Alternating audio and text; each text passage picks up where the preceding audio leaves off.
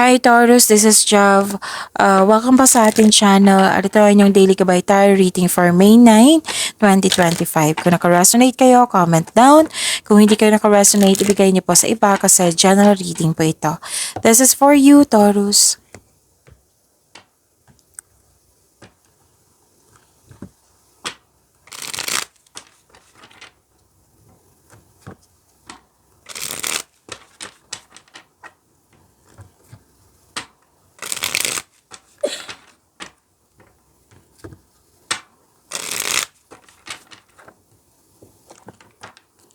Para po ito sa inyo, Taurus.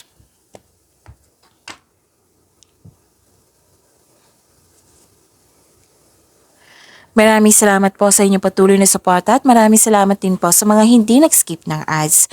Gamitin ang reading na ito bilang kabayan lamang sa mga hindi pa nag-subscribe, subscribe na po kayo at click bell notification para malaman nyo na may bago tayong video. Para sa mga gustong magpa-reading, comment po kayo ng personal reading. Again, comment kayo ng personal reading and check my reply sa comment section.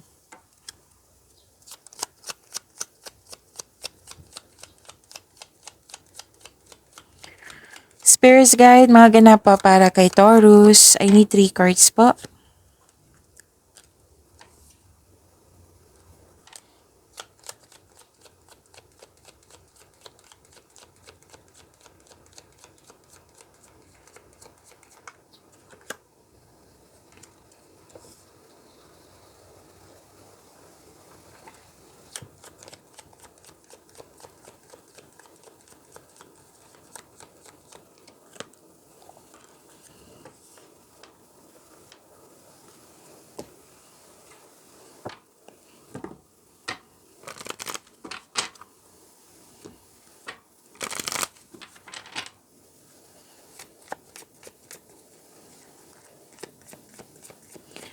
Spirits Guide, mga mensahe pa para kay Taurus. I need 2 cards po.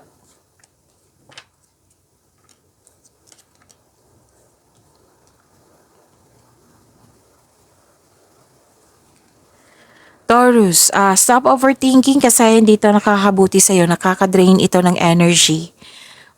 May solusyon naman sa problema dito, huwag kayong mag-alala. May solusyon sa inyong problema, may sagot sa inyong mga katanungan.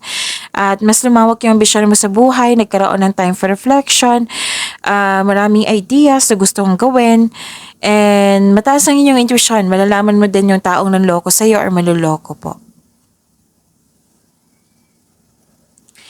Vast vistas, expand your horizons, and finding sanctuary, opening to your spiritual source.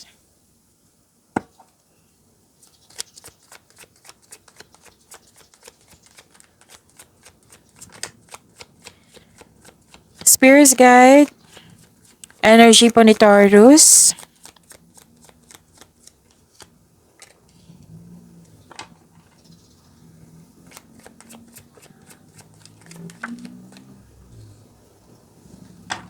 Kung may narinig kayo, may nakita kayong repeating message, meaning to say, pinupush ng course niyan.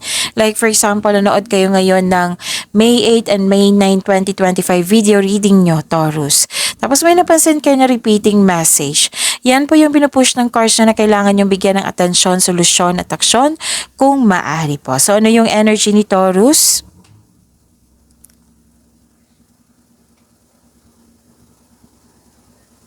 Okay, so this is fulfillment sa pangarap, happiness. See that? Ang ganda.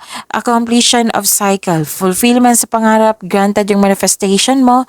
May kasiyahan at kagalakan sa mga bagay, ukol sa pamilya at kaibigan. So this card focuses on achievement of level of love and success na nagbibigay sa iyo ng serenity or katahimikan, satisfaction at pasasalamat. See, ang ganda. Claim niyo po ito.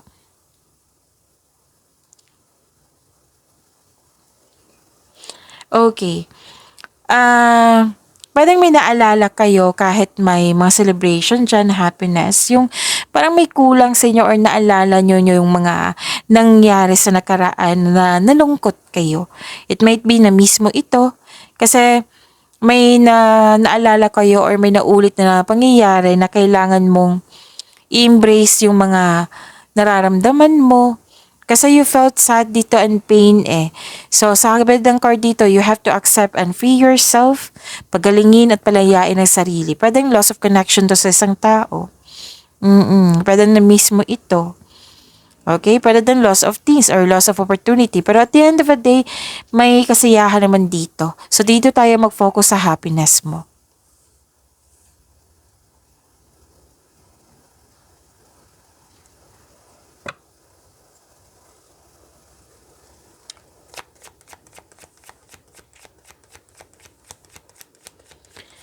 Spirits guide, career and money ni Taurus.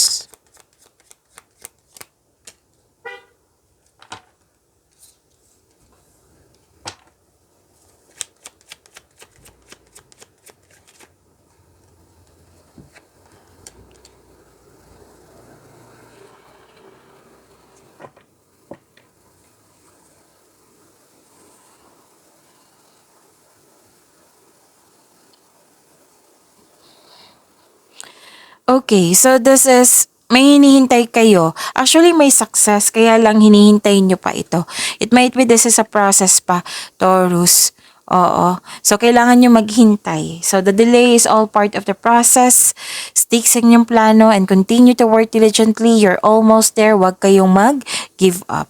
This is success ha. Matutuloy po iyan. Kailangan mo lang maghintay. Sabi po ng card dito. It might be this is promotion. This is pagtaas ng sweldo or kita. Oo. So, kailangan maghintay po. So, claim nyo po yun. Invite mo itong success na ito.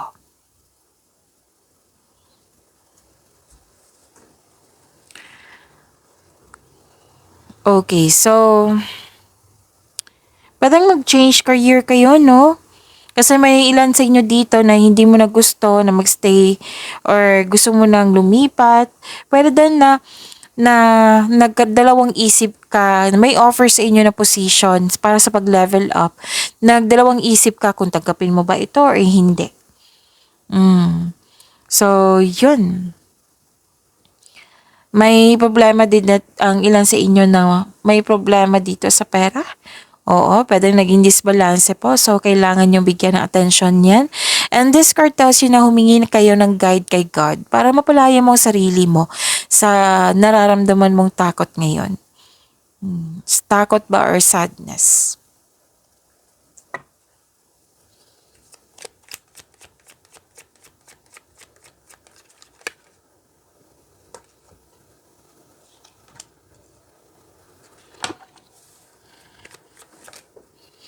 Tumatalon yung cards nyo. So, stop overthinking, ha?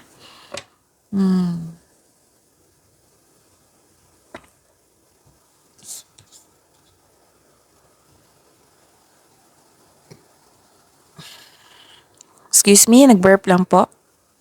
Okay. Ayaw mo na masaktan, defensive guarded ka. Ang sa mga single dito, ayaw mo munang magkaroon ng relasyon. Sa mga relasyon, may away dito or confrontation. So, this card asks you to try to release your fears of opening up to love. So, kailangan ng pagbalansa dito. Guarded ka kasi dito eh. Pinoprotektahan mo yung sarili mo. Ayaw mo masaktan. Natatakot ka. Ganun. Or hindi ka makagawa ng desisyon. Kasi nga, guarded ka. Actually, ang ilan sa inyo dito, nakikita ko, wiser. Kumbaga, naging wiser ka kasi ayaw mo na magkamali.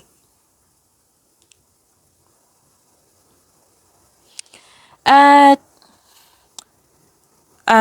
pagod ka dito, kailangan nyo magpahinga. Para sa after yung, what I meant is pagbalik nyo, after nyo magpahinga, pagbalik nyo, makakagawa na kayo ng solusyon. Kasi nawalan kayo ng gana dito sa mga nangyari. Napuno ka na, pwede din may tao dito ang hindi nagbigay ng halaga. So yun, pag-imanin nyo po yung blessings sa binigay sa inyo, Taurus. See you tomorrow. Maraming salamat po.